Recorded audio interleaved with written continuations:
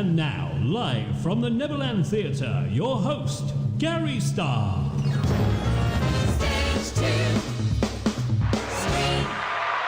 Hello, a very good evening to you. Welcome to StageToStream.tv, live here from the Neverland Theatre, here in the heart of Skeg, Vegas. Sorry, I know we're a couple of minutes late tonight. I was bang on time, but then I discovered a new thing of annoying Ruth by singing at her.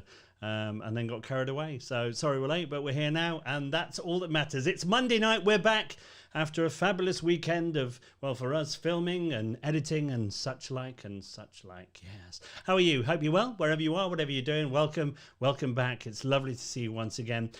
Do remember, let's get social tonight. We'll do that with Ruth, but before we start, make sure you share this stream to your friends or your enemies, whichever it appeals to. And of course, give us some reactions in the chat. Give us a thumbs up or whatever you want to do. Yeah, get involved. Let's find out who's on tonight. Ooh. Live tonight on Stage to Stream TV. It's Oliver Scott. Plus, top banter from Right Hand Ruthie, Gary Starr, and all of you in the chat. It's all happening tonight, right here on Stage 2. Screen. Yes, indeed. It's happening tonight. Welcome one and all. Welcome to all of you, wherever you are in the world. Last week on Friday, we got to America, which was exciting. We've been to Australia. We're everywhere, which is exciting. But right now, you know, it's what we all wait for. Yeah, it's that moment. It's time for Right Hand Ruthie. Right hand Ruthie, right hand Ruthie. Right hand Ruthie. Yeah. Hi, Ruthie. Hello. Every time. Every time. Oh, good. Are you there? Yeah, how are you? There she is. You're off centre again. I'll sort you out, don't worry. I haven't moved. Well, you were okay earlier. But anyway, welcome, Ruthie. It's lovely to see you. How are you? Hello, I'm good. How are you? Yeah, living the dream? Great. If the dream was an absolute nightmare. There we go. What do you mean? Well, I'm just going to skip you across. There we go. Nobody would have even noticed you juddering across the screen there. Don't go off the edge. What do you mean it's a nightmare? Well, you know, life in general. But how are you? How's your day been? It's been all right, yeah. Good. Busy. Good. Here, there and everywhere. Well, that's good. I've been buying props. Props? Yeah. What for, Ruth? For later on. Look, I've brought... Wait, I've lost it. Oh. Well done. Wait. Oh, no. It's here. Top banter and top entertainment. What have you got, Ruth? This is a quill. Well done. Well, it's not. It's a feather. Cause Great. I haven't got a quill. I had a quill. What are you doing this evening, Ruth? Had a quill and it's gone. This evening, I'm glad you asked. Link's camera action. Who out there remembers that? Yeah. So a couple of weeks ago, wasn't it? No, We did that. more than a couple of weeks ago. Probably- That must have been about 6 weeks No, ago. 3-4 weeks ago we did that little conversation there matter. It about was what was a going while on. ago. Tell us about it, Ruth, because you So- got involved, didn't you? I did. Well, there you go. So Link's camera action is a little initiative, we'll call it. Vicky Wilde and Sarah Ann McDonald put together to sort of get like lots of creative people in the Lincolnshire area and a few others as well together to do like a little project. We've been split up into groups, and there's some writers, there's some directors, there's some actors, all different kinds of stuff. And tonight we're all going to get together and see what the other groups have been working on. Nice. It's exciting. Yeah, so you bought props. I needed this. You needed a quill. Yeah. Excellent. Top banter, Ruth, and I'm sure something we'll all sleep better knowing. So what's going on in the chat this evening? Well, in fact, you know what it's time for, don't you? Well, Let's get social. That's right. It's time to get social. What do they need to do if they want to get social this evening? Because they're out there right now. They're watching. What do they need to do, Ruthie, if they want to get social with you or me? Wow. That was a lot. It was Come on. very fast. I'm glad you asked. So what you need to do is head on over to Stage to Stream on Facebook. If you're watching it anywhere else, stop and come directly to StageToStream.tv. What we need to do is hop into the chat, like and share the stream as well, and the page, and follow it and share that as well. Yeah, lots of things to do. And then come into the chat, tell me something, just say hello. You know, we're here to be friends. And also, you can use it later on for any questions you might have for our guest who's coming on later. Alternatively, you can use the inbox as well. Or, I've got my phone here. Pull it that way a bit because you're off camera. Well, which way is that way? Well, lean away and I'll tell you. You'll pick the wrong way. The way you went, bring the phone with you. There you go. Yeah, I've had to crop you because you were in the wrong place again. There you go. phone here. What's your phone number, Ruth? I don't know. Why don't you tell us, Gary? Let's do it. It's here. 07510, followed by 891, then 005. Let's get social. What was that number again? That's 07510, Of course. followed by 891, then 005. You're right there, Ruth. Oh, what's happening? You're right there. What's happening? Top banter tonight. Yeah. What's going on? Just caught a glimpse. A glimpse of me? What? Pulling this face while you're singing? Yeah. Yeah. I do that most of the night Set while me you're. off. Yeah, most of the night while you're chatting. Listen, what's going on in the chat this evening, Ruth? Let's Well- find out who's out there because it's exciting. Because Baldy Clown's out there from America. Yes. How exciting. We got Hello over. We again. got over the seas again. We Welcome, did. my friend. It's good to see you. Hope you're well. Ruthie, who else is out there? Come on. Well, there's loads of people out there. There is and do you know tonight. what? They beat me to it as well. They were all having a chat before I'd even arrived. I was know. still sharing left, right, and centre. Lucy's here. Hello, Lucy. Hi, Lucy. Who else we got? Tommy's here. Oh, wow. Right, I'm going to stop you there, Gary. Go on. 'Cause we've can, got can you Paul. lean the other way? Oh. He's getting cropped. Right. Paul Dixon's out there. Hi, Paul. Hi, Paul. Hope you're well. Paul you and the has family. said- Hope you're well. Go on. Paul said, I hope you're feeling slower tonight, Ruthie. I think that's because on Friday I got a little bit exasperated because Santa was here. You did. Very yes, excited. Yes. You Now, get excited sometimes. I don't would you? like to point out that you're very excited tonight. I'm not excited. I'm just trying to cover your randomness. Oh. I'm trying to keep it pacey, you know. Oh, I thought you'd had too much coffee. And then I noticed this little coffee cup with still half an amount in it. It was awful. Was it really bad? Yeah. Oh. That's fine. But luckily, I've got some more coffee to drink tonight. Well, there might be a reason why your coffee tasted a bit odd. Why? What did you do? I've been Oh, here we conducting go. an experiment.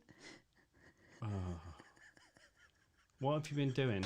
I put some salt in it to because it's supposed to counteract the bitterness of coffee. So I thought, because I don't like coffee. No, I don't like hot drinks. I don't like Will tea. I you don't stop like. experimenting on me? You'll notice what the outcome of that was because I didn't drink it. Well, you have been drinking it for the past 3 days, though. Yeah, and I've been puking up every night. Have you though? Yeah, Have you? yeah. I've been Anyway. ill. Have you? Oh, yeah, my liver's kicking in. It's this extra salt you've been dumping in my drinks and my food. Stop salting me, Ruth. I don't want to be salted. I'm not popcorn. You hadn't noticed, and then I just saw that cup. My liver's noticed. Yeah. Stop I'm putting just- salt in everything. Okay. But, Yeah. well, it's go on. because I tried it because I don't like coffee, or Right. tea, or hot drinks in Right. general. So you don't drink coffee or tea. You never drink it. You never taste it. But what you thought you'd do is change the taste of my tea and coffee as an experiment for you to see whether it tasted nicer, which you'll never taste anyway. Well, I tried it myself first and thought that tastes rancid. Let's see if you notice. Yeah, it's rancid.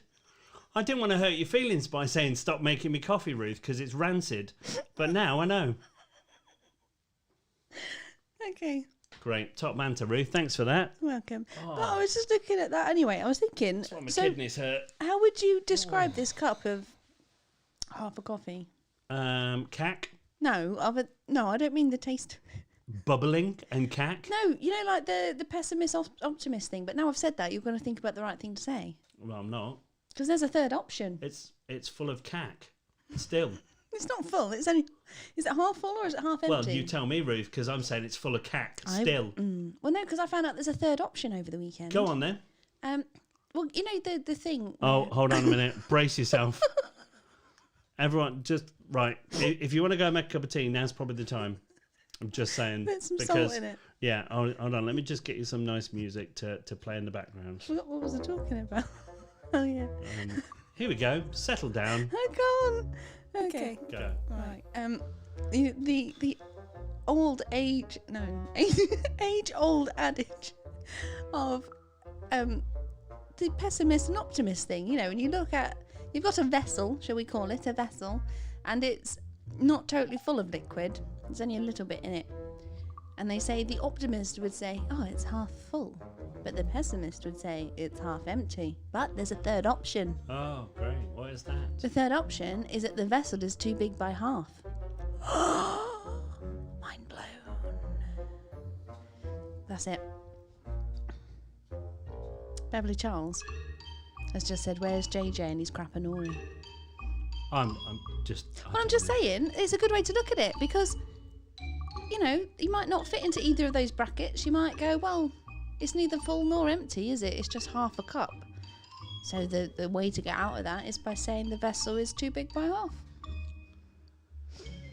Great. Well, I don't know what's going on there, Ruth, with your mind. It's a bit weird, to be honest with you, but you know what it is? What? It is... It's Ruth's fun fact of the day. Yeah. Tell us about it, Ruthie. Beverly Charles has said Ruth and her beaker and Bunsen experiments. Bunsen, Honeydew and Beaker. Me. Yeah. That's you. Can you do the beaker face? No. You can, though. We know this. Used to play 10-pin bowling with Good chat. With Beaker? no, the beakers. Test tubes in science. 10-pin bowling. Never ended well. That's just ridiculous. I don't even know what's going on. Anyway, so there's lots of people here. Harry Steadman's back. He'd gone off for a walk. We went for a walk to the sea, apparently. Which is why we were late. We were late. Pressing play because we were waiting for you to come back. There you go. Yep. Yeah, let's see what else we got. Tommy Rollison's here. Hi, Tommy. Already said that. Good. Oh, did you? No, you said Lucy. And Tommy. Good. And we've got Beverly Charles. We've got Leanne Unsworth. Hello. Kelly Rogan's out there. Oh, we've got so many people. Who else have we got? Anthony is out there. Anthony Stubbins. Hi. Let's have a little look. Who else? This is top banter, Ruth. It really is. Well, I was just giving everyone a little So- shout out. It's well- nice to hear your name. It is. Because I always used to send in, you know, like when, like CBBS and stuff like that. Yeah. When I was a kid. I don't think it was called CBBS. I think it was CBBC. That sounds about right. You know, and used to send your stuff in, like your drawings and that, and you'd Yeah. always sit there and wait for them to like hold yours up and read it out. Yeah. Never happened. Yeah. Very upset about that. That's 'cause So you were I like to rubbish, read. probably. Wow. Well, it's true. Well, it doesn't matter. If you were, you know, you didn't get on. I never got on Tony Hart's The Gallery. And if you're of a certain age, over 40, you'll know what I'm talking about. Is that the plasticine men? Yeah, Morph. Yeah, Morph was in there at some point. Yeah. Yeah, there you go. Yeah. Nice. Darren Kirk's here. Hello, Darren. Hi, Darren. See, it's nice. It's nice to read people's names. Yeah. So if you've got a name, pop it in the chat and Ruth will say hello to you to make you feel better. Beverly Charles says, can we send drawings in? I did. You did. You've sent me some things. They're very funny. I like them.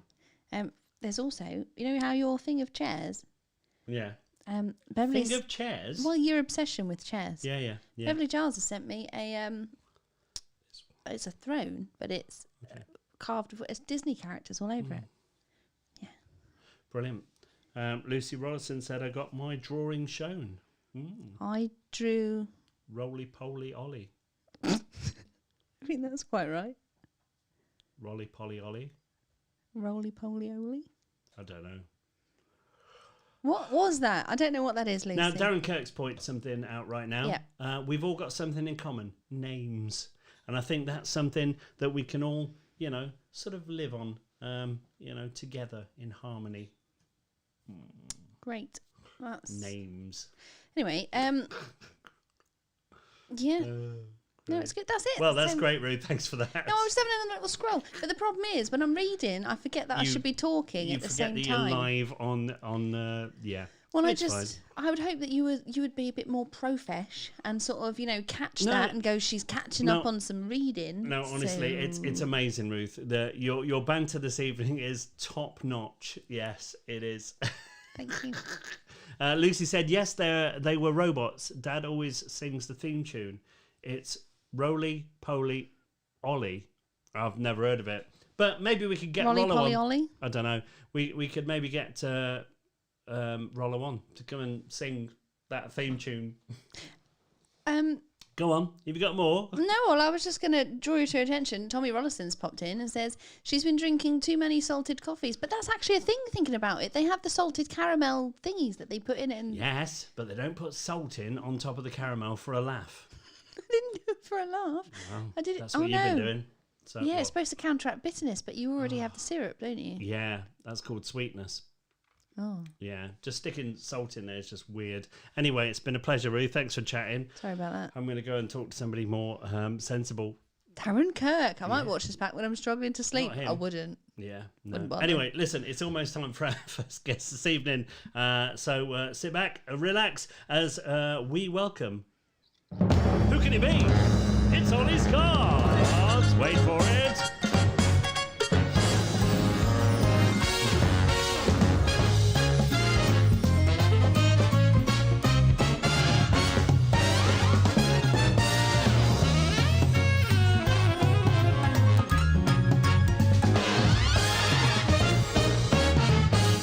Stage 2.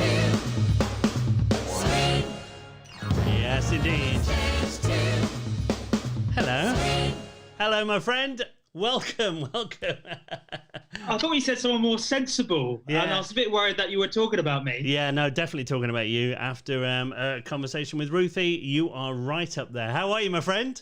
Very good. I've not been this excited since we was allowed to go to the pub. I'm all right for a Monday afternoon. How are you doing? Oh, all right. Look how well that ended going to the pub. We got locked down again. I have got nothing to blame. How are you, my friend? Are you well? Yeah, I'm good. I'm smiling and surviving, which is quite good at the moment. I feel like I'm a lucky one because I'm still doing a little bit of work out there in the variety aspects of theatre that I do. But you know, just surviving until hopefully we can wind us up and go again. Hopefully. That's all we can do, my friend. That's all we can do. Listen, for our friends out there who are watching this evening, why don't you tell us a little bit about yourself and how you got into the industry? And yeah, it's all yours. Go for it. Well, I'm Oliver. I started life as a radio presenter, and then I went to drama school, and then I came out of drama school and started life as an actor, and then I started working in theatre, and then sort of developed into an actor/director, and now I teach a little bit of acting as well, really. So I feel like when people say, "Oh, what do I do for a living?" I'm like, I work in theatre because it's so hard to describe all the different things that I do. It's amazing. And you started off in radio. You say, what radio was that? Yeah, so this sounds a bit weird because I joke that I'm only 28, but I think it was about back in 2009 when I first walked into a radio station, which was quite scary. So I started as the warm-up psychic guy in the morning. So my alarm used to go off very early, about 4:15 in the morning, and I used to be a guy called Ryan Taylor's sort of psychic out on the streets of Cambridgeshire. So I worked for Star Radio. Across Cambridgeshire, and I was doing stunts and all sort of silly things to try and engage with the audience. And then I got my own show, so I was presenting the Drive Time show for a little while, and then I was lucky enough to move on to breakfast, so I got early mornings again. But I didn't really understand how the working in radio was the real bed of working in the entertainment industry. I learned so much how to like improvise, think on my feet. Present a show, like direct a show, host a show, like produce a show, think of topics and content, what to talk about. And also I sort of, looking back at it, it taught my pedigree of how to be a pantomime comic and being on stage and interacting with a stage, not just through radio, but also hosting events and big switch-ons and introducing the likes of Blue to the stage and all those sort of acts. It was a great experience and education for me. Yeah, it's good. It's a good thing to start in. I mean, Ruth's my sidekick, and so there's hope for her. But don't look at me. did you drivel as much as Ruth does? 'Cause, Drivel? you know, yeah, Drivel? yeah, you do. I drink a lot of tea, but there's no salt that goes anywhere near it. It's just the weirdest thing ever, isn't it? I've never heard anything like it. But there you go.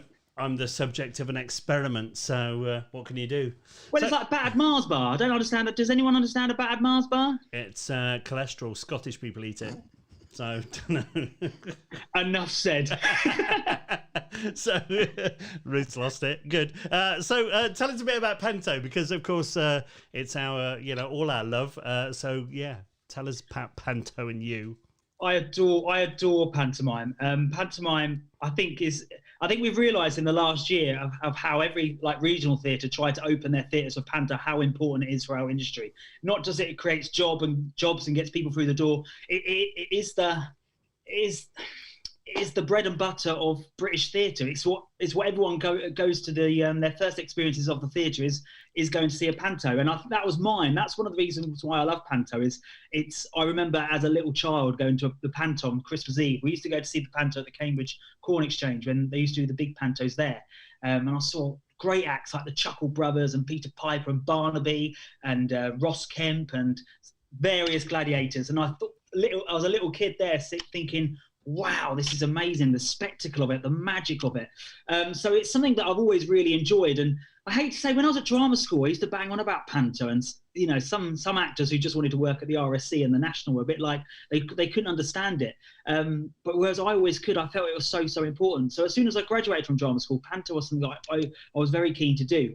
And I've been lucky. Apart from the year just gone, where I was very lucky to have a job. But for the last couple of years, I've been up in Cheshire for the last 5 years at the Grange Theatre in Northwich, which I'm very lucky. I have two hats. I have my directing hat on, so I direct the shows as well as playing the comic. So it's a big job for me, and I just love it. I love everything that a Panto brings: the storytelling, the comedy, the magic, the spectacle, the buzz, the family environment. The family environment from the audiences, they all come in their families with their grands and their aunties and their brothers and sisters, mums and dads, but also the family atmosphere you create backstage as well. I think it's very important for the theatre industry, and I just adore it. It's a strange one, isn't it? Because when you look at it, like you say, Panto was always kind of almost looked down upon by certain areas and certain groups. But actually, I think the one thing that's come out of this pandemic is actually everybody was panicking about Panto, not about any other show, but literally because for most theatres it literally is their bread and butter. Well, yeah, and there was that saying goes around, wasn't it? I think November time I was reading, if you don't have Panto, you can't have Pinter, because it brings the audience in and it pays for the rest of the year, but also it creates a lot of jobs, because every regional theatre does a Panto or a Christmas show, generally a Panto, but there's also lots of other theatres, pop-up theatres that happen, and tours that allows someone to have their first job out of drama school, or builds that experience, and also to work on their act. Young people that are future comics and dames and singers and variety acts, they get to work on their act and for Panto and get to showcase it. And again, that's another important thing of Panto. You have the story, and you have the actors that play the leads, if you like, but then you have the seasoned comics that play the dames and the baddies and the special acts, and it is so important that it sort of keeps everyone on the same level, really. And I think we've, like you said, we've seen that in the last year. Yeah, it's a strange one, isn't it? And I think you're right. I think the fact that you do learn so much from Panto. I literally started sort of backstage, doing that side of it, learning that side of it, and then went on stage and sort of learnt my trade from there. So it's a strange old thing, but it's definitely very important. What's your favourite Panto, Gary? Mine's Peter Pan, obviously. So I've got a theatre called Neverland. It's yeah. So what about yours? It's Cinderella or Dick Whittington. See, Cinderella's the classic, but Dick Whittington's a strange one, because we tried to tour Dick Whittington a few years ago, and it was okay down south, in the London area, but anywhere above that, nothing at all. So it's a weird one, isn't it?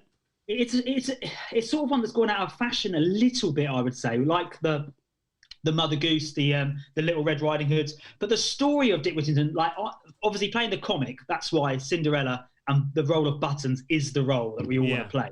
Because there's a lot of story, and we fall in love with Cinderella, and I generally fall in love with the princesses generally. But it's from the comic point of view in Dick Whittington, you've got Idle Jack, which is a great role, and you got so much business with the dame, with Sarah in the shop, and then you get all the London side of it, and the songs about London, and the gags and the routines that you can do in the shop and outside London, which incorporate King Rat, and then you get to go on the ship and you get all those routines and the comedy on the ship.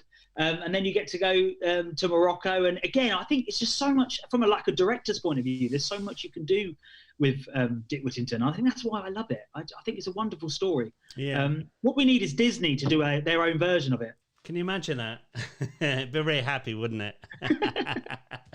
I love it. Okay, we're gonna go to. Before we do, actually, what have you been doing throughout lockdown? Has it been? Yeah. Well, again, I hate to be jack of all trades. I teach acting at various drama schools up and down the country and universities. So that has saved me. So I teach acting in and out of London and a couple of universities and some academies around Cambridgeshire. So I teach acting, which has been my saviour to allow me to pay my bills. But about Christmas, I was doing the Wizard of Oz with the theatre company I worked for most of the year, KD Theatre Productions. I was in Ely playing the Wizard in the Wizard of Oz, and we was in a real core group of us that have been working together for such a long time. We were lucky enough to be at the Maltings in Ely, and about 6 or 7 of us on stage. We was all in a bubble. We was all getting tested.